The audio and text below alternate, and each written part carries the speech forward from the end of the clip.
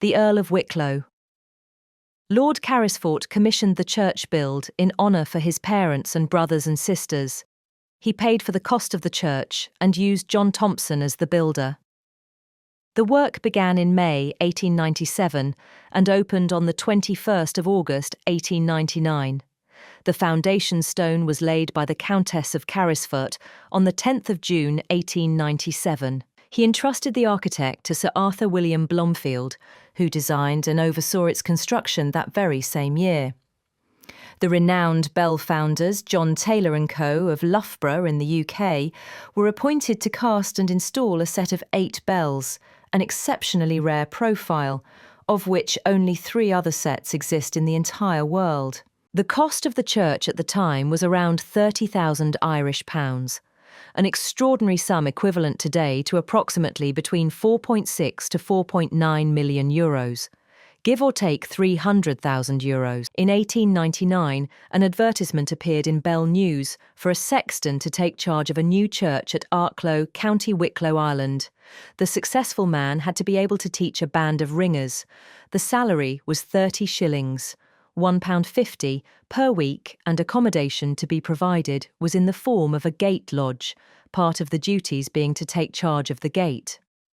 On the 8th of July, it was announced that Washbrook had been appointed, and taking up this appointment, he moved outside the mainstream of change ringing.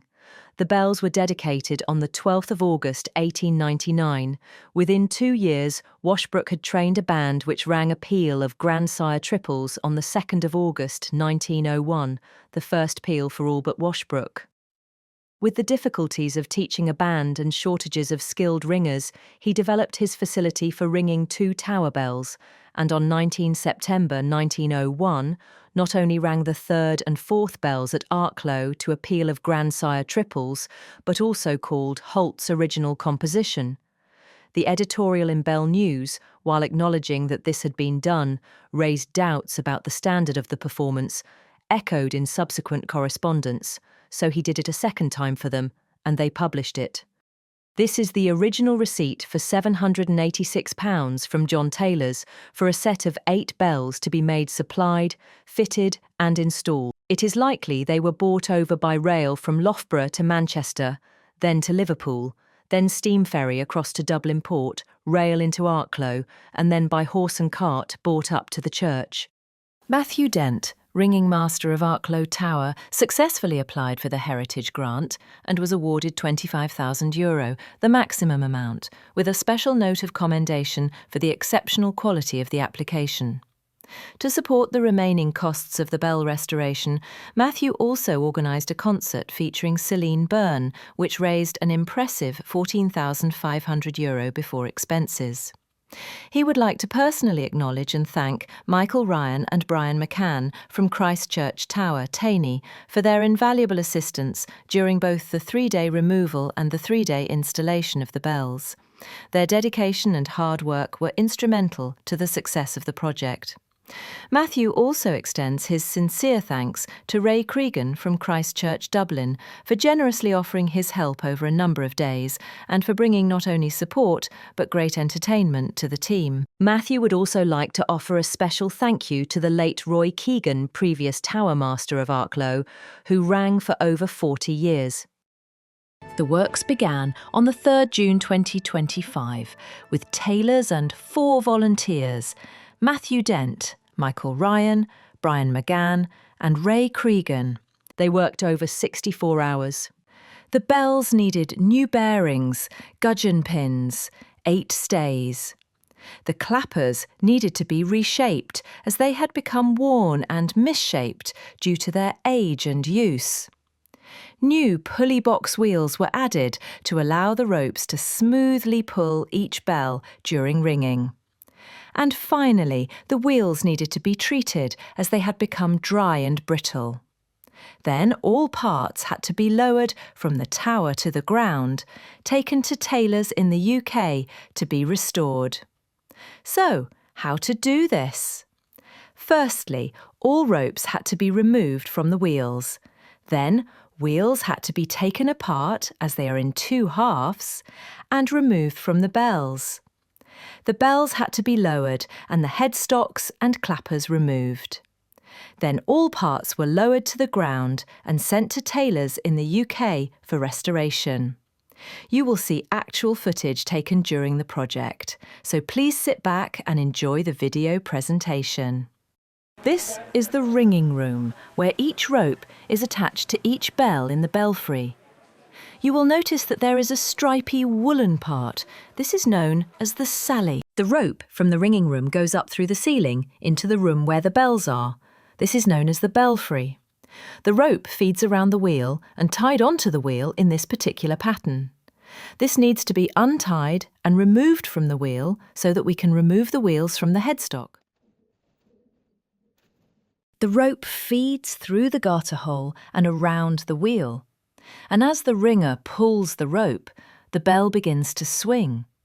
The more the ringer pulls, the further the bell swings. It is known as ringing up, to move the bell from a stationary position to the ringing position. So now we know what the rope does and where it goes. We need to now remove the rope from the wheel and through the pulley box and out of the belfry for each and every bell. Then we can remove the wheels, the pulley box, the bells named after each family member, John Taylor's casting information, the headstock, the wheel, the frame, the bearing and gudgeon pin inside the housing, the stay made of ash. Finally, now all ropes have been removed from all 8 wheels, and we can now go on to remove the wheels.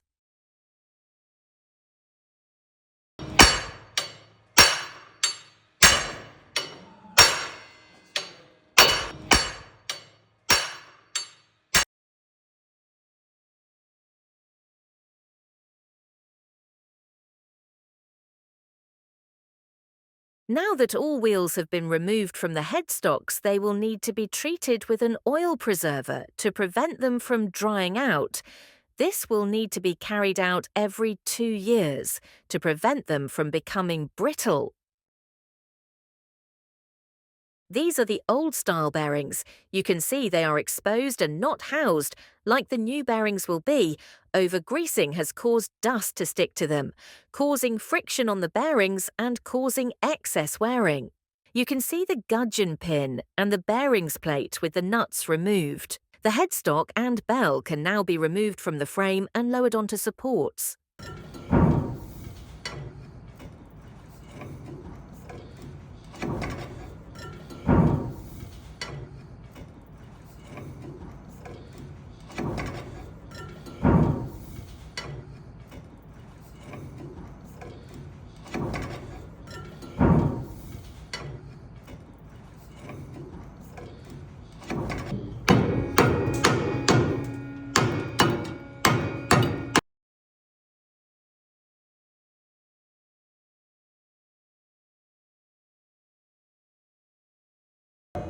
Yeah, drag on.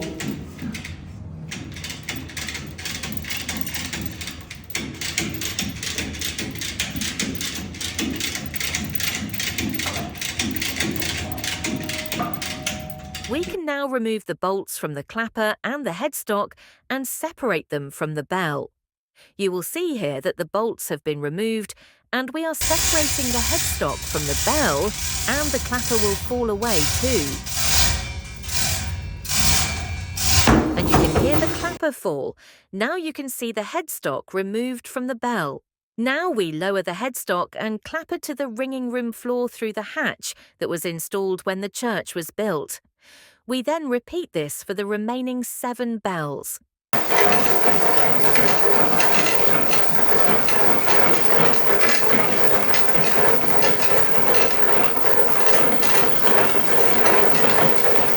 All pulley boxes and headstocks and clappers and radial sliders are all lowered into the ringing room, where they will then be lowered through the other hatch located under the green carpet below.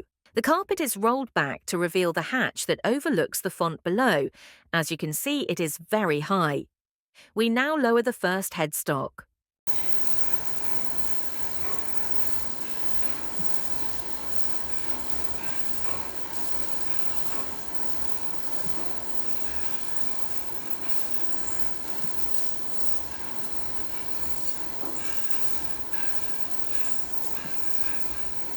And finally, all pulley boxes, clappers, headstocks and radial slides are loaded onto John Taylor's van, where they will journey over to the UK to be fully restored and repainted and new stays made. See you in 6 weeks when we welcome the parts back fully restored and repainted red and can reinstall them in the belfry. 6 weeks later on the 22nd of July, again at 8 a.m. in the heavy rain, Taylor's arrived with all parts fully restored. Clappers and headstocks and radial sliders all painted red, their signature colour. Now we had to carry them all off the van and move all parts back into the church where we can hoist them up through the various hatches and install them, the same way that they were taken down. So, to begin, we wheel all the heavy headstocks on the stack truck one by one and leave them at the base of the first hatch, which is above the font. Now that we have moved all headstocks, clappers, radial sliders and pulley boxes into the church from the van, we can begin by setting up the electronic winch. We strap the first headstock and attach it to the winch. Here we can remotely control the winch from a distance. We also add a safety rope that allows us to keep the headstock from swinging around and maintains a straight line. As not to cause any damage to the font cover lowering mechanism, we take each hoisted part very gently as to protect the part, fixtures and the workers below. There are workers on the ground in the ringing room that are there for support and safety reasons. We also carry some smaller parts up the stairs during this stage too, so to speed up the transfer of parts to the ringing room. Once the first part arrives through the hatch, our priority is to seal over the hatch by pulling across the 2 wooden floor coverings. This is for safety reasons, as we can then lower the part onto the floor off the winch and then carry and store it across to the other side of the ringing room, out of the path of the workers, preventing trips and falls, as keeping the perimeter of the hatch tidy at all times is most important to prevent falls or accidents occurring. We can then remove the covers and begin to winch the next part. So now we finally winch the last of the 2 largest clappers up to the ringing room. As you will see, the clappers are made of pure steel and are extremely heavy. They are what strikes the bell to make the ringing sound. These were reshaped so that the bell can be struck evenly, and this allows the sound to be clearer and for the bells to ring evenly. A bell sound is produced by vibrations caused by a clapper striking the bell's interior, resulting in a complex and nuanced sound. This sound is not a single pitch, but rather a combination of overtones and partials that change over time, creating a rich, complex soundscape. Now all parts are ready to hoist into the clock tower above and then into the belfry. So now we hoist the parts using a chain and block system to send the parts up through the hatch in the ringing room. You will see the main hatch covered up as we have now finished with this part, and will concentrate on getting all parts to the clock tower and then finally in place in the belfry.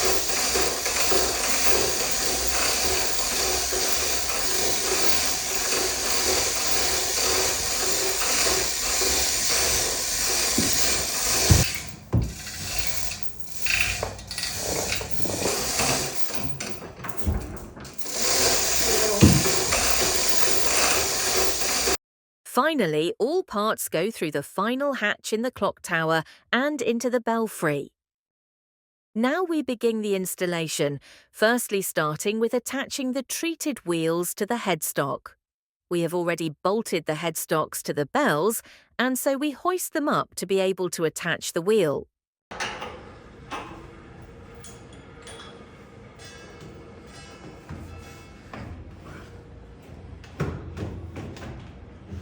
We add the bottom half of the wheel first, and then add the second top part of the wheel to the headstock and bolt the both sides of the wheel together.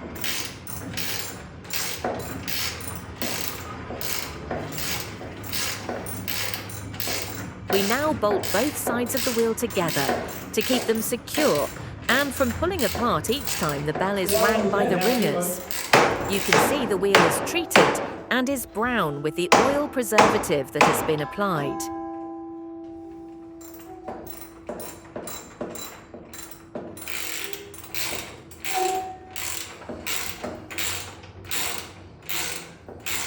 This is the other bolt and nut of the wheel that is tightened.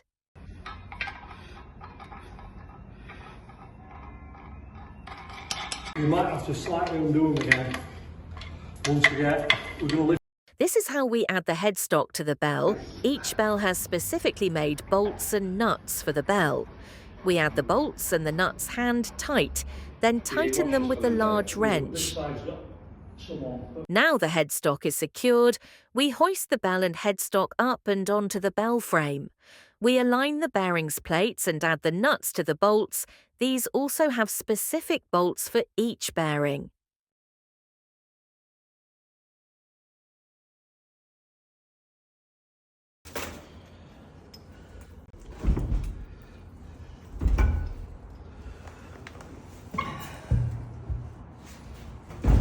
Installing the clapper to the bell. An engineer climbs under the bell only once the bell has been bolted to the frame using the bearings plates and is safe to do so. Here, the engineer from Taylor's manually lifts the clapper up to the inside of the bell and pushes the thread through the headstock hole. There are 2 bolts either side of the clapper on the headstock are a new feature called twiddle pins, and these maintain that the clapper is centrally hung and installed correctly. Once the clapper bolt thread appears through the hole on the headstock, then a worker quickly puts a washer and the castle nut and hand tightens it. Finally, the last part is to reattach the bell rope to each bell, and then repeat this for the other 7 bells.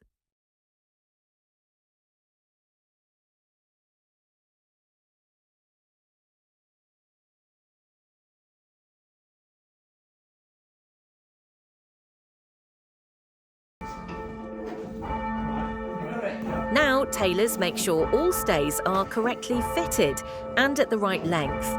To test this, they ring up and test each bell individually. They listen for scraping or the tension on the rope as each bell is rang, as well as visual inspections in the belfry too. All bells are signed off by tailors. We then organise a test ring, a team of ringers to test and enjoy. The works will last for another 150 years. Now the project has been completed.